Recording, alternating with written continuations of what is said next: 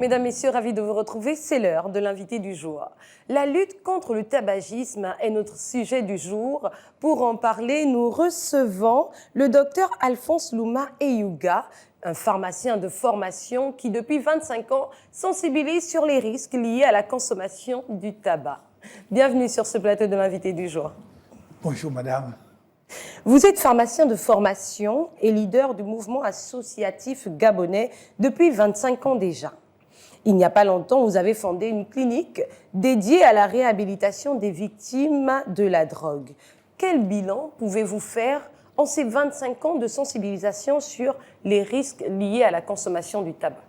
Mais écoutez, d'abord, le tabagisme, c'est un fléau planétaire et qui fait chaque année près de plus de 8 millions de victimes, de morts chaque année. Et parmi ces victimes, les 3/4 sont recrutés dans les pays pauvres, les pays sous-développés, où les lois anti-tabac sont inappliquées ou insuffisantes. Donc le bilan est positif, puisque nous sommes la première ONG à lutter contre le tabagisme au Gabon.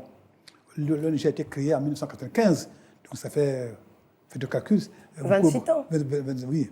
Oui. Donc c'est beaucoup. Le bilan est positif parce qu'après avoir fait la sensibilisation, on a, comme vous l'avez dit, créé une structure, la première du genre, qui prend en charge les personnes addictes au tabagisme, parce qu'on sensibilise, mais après, il faut soigner, et qui prend en charge aussi les personnes addictes aux drogues illicites, cocaïne, cailloux, et aux produits de la pharmacie, les médicaments qui sont détournés de leur usage thérapeutique. Donc oui. Le bilan est positif. Alors, quelle est la prévalence des consommateurs dans le monde, mais particulièrement au Gabon? Mais écoutez, la prévalence, on n'a pas les chiffres exacts en tête, mais ce qu'on peut vous dire, c'est que de plus en plus de jeunes adolescents consomment les cigarettes. Et les jeunes filles, au nom de l'égalité des sexes, consomment aussi la cigarette. Et il y a aussi que, il y a des consommations de drogues associées. Quand on parle du tabac, en général, les jeunes qui fument boivent l'alcool, ou qui boivent consomment, ce sont les drogues associées, qui font le lit après aux drogues illicites comme cannabis et autres drogues dangereuses. D'après les chiffres, on constate que les consommateurs sont de plus en plus jeunes. Oui. Comment explique-t-on cela quand on sait qu'il y a des ONG et il y a également le ministère public qui mise sur la sensibilisation?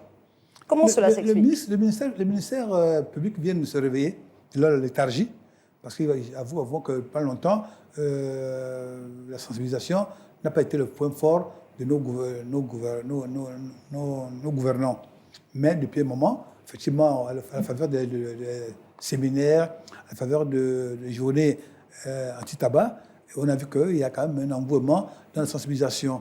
Mais les jeunes fument de plus en plus parce que le civisme, parce que les jeunes imitent, les jeunes aiment braver l'interdit, les jeunes imitent les stars comme vous, la télévision. Surtout qu'ils sont de plus en plus curieux aussi. Curieux avec Internet, avec le téléphone, ils sont curieux.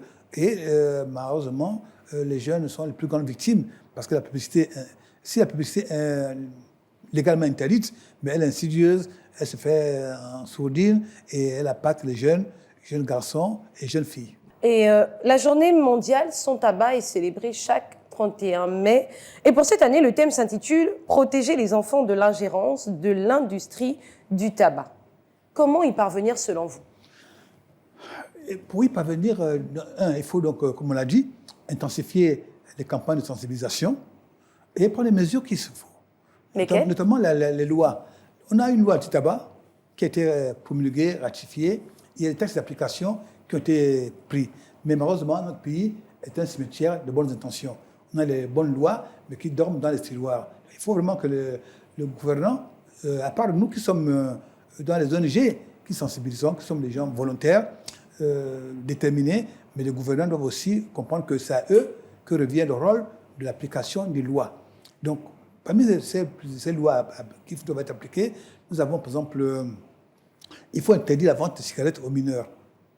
Il faut interdire la vente de cigarettes à l'unité. Il faut chaque année augmenter les prix des cigarettes et des boissons alcoolisées. Parce que là où on a fait des études, comme les pays qui nous servent de référence, les pays européens, notamment la France, on a vu que chaque fois qu'on a augmenté les prix des cigarettes, on a diminué le nombre de consommateurs. Ils étaient moins nombreux à consommer. Donc, il faut vraiment que cela soit fait.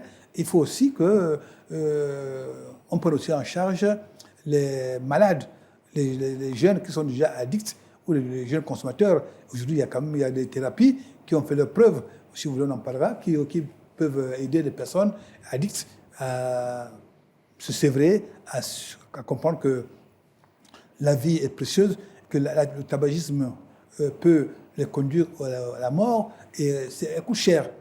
Parce que quand vous interrogez les jeunes qui fument, vous dites quel est le budget qu'ils mettent par mois ou par an dans l'achat de cigarettes, vous verrez que ça appauvrit. Donc il faut vraiment que toutes ces questions soient débattues. Soient abordées. C'est pourquoi j'ai félicité le Gabon 24 de l'opportunité qu'il nous offre de débattre sur ces questions de grande importance. C'est un plaisir. Vous parliez tout à l'heure de lois qui sont promulguées pour freiner justement ce phénomène. Mais à l'exemple de la loi qui interdit de fumer en milieu public. Oui. Mais est-ce qu'il y a un contrôle derrière?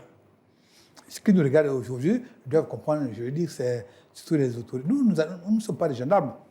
Nous, on a la parole, on a la capacité d'aller vers les populations, mais le gendarme, c'est l'État. L'État qui doit pouvoir appliquer les lois. Mais on peut aider le gendarme. C'est ce que nous faisons. Voilà. Et à comprendre que nous devons vraiment être vigilants, appliquer les lois. Surtout, dans la loi, il y a un point qui n'est pas encore appliqué, c'est la Commission nationale de lutte contre le tabagisme. C'est une commission qui devrait être vraiment le gendarme, qui aura les moyens de lutter, d'aller vers les pouvoirs publics pour les aider à faire les contrôles. Donc voilà, donc c'est ce point-là. Il faut aussi dire que nous avons affaire à une mafia. L'industrie du tabac, c'est une industrie mafieuse. Comme je dirais, quand vous le regardez, ils corrompent, ils achètent des consciences, ils sont prêts à tuer parce qu'ils n'ont pas de cœur. L'industrie du tabac a les billets de banque à la place du cœur. Donc ils n'hésitent pas à tuer. Mais nous qui sommes là, nous sommes en train de lutter pour le bien-être des populations, surtout les jeunes. Il y a aussi des fausses publicités derrière. Absolument, il y a des fausses publicités, parmi lesquelles ce mensonge qui veut appâter les jeunes filles. Pour qu'elles soient comme madame qui est là, svelte, mince, jolie, et donc avec une cigarette à la bouche, pour leur montrer que fumer rend mince. Or, c'est faux, c'est un mensonge. Dites-nous. Même si le fait de fumer va être le goudron, parce que la cigarette contient 4000 substances nocives, parmi lesquelles les substances cancérigènes comme le goudron, la nicotine, et ainsi de suite. Donc, ces substances détruisent les papilles gustatives. Donc, quand vous fumez, vous avez plus d'appétit. Et ce qui entraîne justement cette perte de poids. Et quand vous arrêtez de fumer, c'est la hantise de tous ceux qui veulent arrêter de fumer, ont tendance à prendre des rondeurs, à grossir. Mais il y a des thérapies qui sont là, qui peuvent pallier à cette problématique. Donc, vous aider à arrêter de fumer sans prendre des kilos. Comme je suis interviewé par une femme, il faut dire qu'une femme ne doit pas consommer plus que les hommes. Mais au nom du genre. On est d'accord sur le genre, c'est clair. Oui. Mais les femmes sont plus vulnérables par rapport à la drogue. D'accord. Que ça s'appelle alcool ou tabac, la femme a plus de risque d'avoir un cancer ou une cardiopathie si elle consomme ces produits-là à même égalité que l'homme. D'accord, on va aller très vite. On va rester sur justement cette clinique de réhabilitation des victimes de la drogue. Comment se passent les intégrations? Est-ce que ce sont les familles qui viennent vers vous ou encore c'est vous qui identifiez les victimes? Non. Nous, les populations viennent vers nous. Et donc, à ce jour, en 4 ans d'existence, nous avons soigné plus de 300 personnes. La moyenne d'âge est de 25 ans. Donc, ce sont les jeunes qui viennent. Souvent, ils viennent sous contention, c'est-à-dire que les parents obligent à venir. Or, en général, selon nos connaissances, c'est le patient qui devrait venir de lui-même. Mais bon, ils viennent, mais on a de bons résultats. Les résultats sont positifs à près de 80% des jeunes ou moins jeunes qui sont venus chez nous et qui sont repartis en bonne santé.